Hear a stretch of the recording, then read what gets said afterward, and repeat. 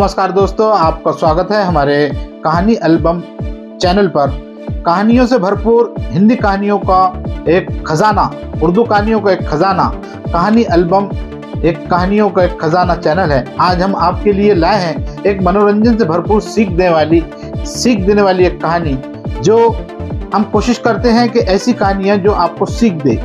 तो ऐसी motivational, moral और एक सीख देने वाली ये जो कहानी है, ये चैनल पर हम दिखाते हैं। और हम आपसे एक गुजारिश करते हैं, दरख्वास्त करते हैं कि हमारा जो चैनल है कहानी एल्बम, यूट्यूब पर जाके इसे सब्सक्राइब कीजिए, लाइक कीजिए और ज़्यादा से ज़्यादा दोस्तों में शेयर कीजिए, ताकि हम आपको और ज़्यादा अच्छी कहानियाँ आप तक पहुँचाएंगे। मालूमाती, इंफॉर्मेशनल और जो नॉलेजेबल है, साथ ही एक सीख देने वाली कहानी है। ऐसी कहानियों को हम आप तक पहुंचाने की कोशिश करते रहेंगे।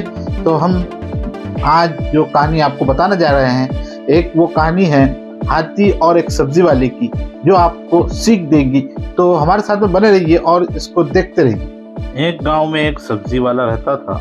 वो नेक दिल, दयालु और मिलनसार था।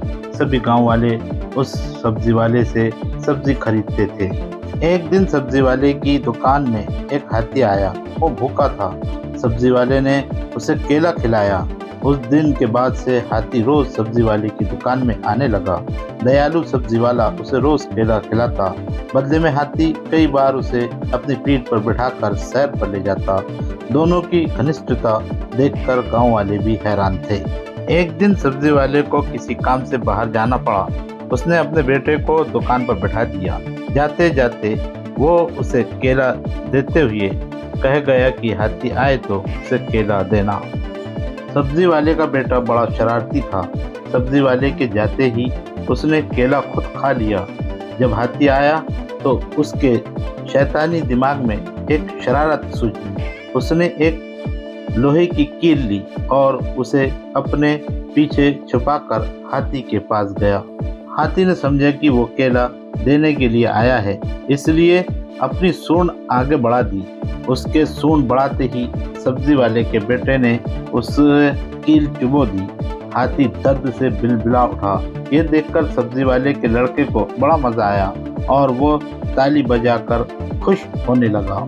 दर्द से बिलबिलाता हाथी गांव की नदी की ओर भागा। वहां जाकर उसने अपनी सूंड पानी में डाल दी। कुछ देर नदी में शीतल जल में रहकर उसे राहत महसूस हुई। उसे सब्जी वाले के लड़के पर बड़ा गुस्सा आ रहा था। उसने उसे सबक सिखाने की ठानी और अपनी सूंड में कीचड़ भरकर सब्जी की दुकान की तरफ बढ़ा। सब्जी वाले के लड़के ने जब फिर से हाथी को आते देखा तो कील लेकर बाहर आ गया।